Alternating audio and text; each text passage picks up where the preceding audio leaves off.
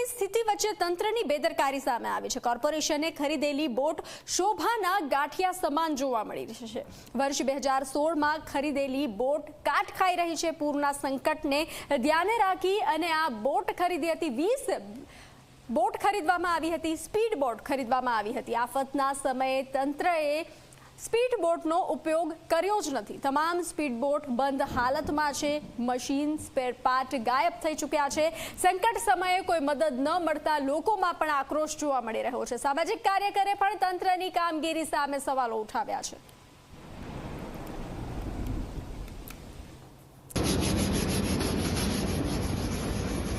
આ મારું વડોદરા મહાનગર સેવા સદર વીએમસી મ્યુનિસિપલ કોર્પોરેશન જેમને જીવ બચાવવાના હતા, આજે બિચારા આ શહેરની જનતાની આ જ હાલત છે। તમે ધૂળ જ ખાવ છો, કારણ કે તમે જ્યારે મુસીબતમાં હતા ને ત્યારે આ બધી વસ્તુ તમને બચાવવા માટેની હતી। 25 બોટ, 25માંથી કેટલી બોટ ઉતારી એ લોકોએ, કેટલા લોકોના જીવ રેસ્ક્યુ કર્યા।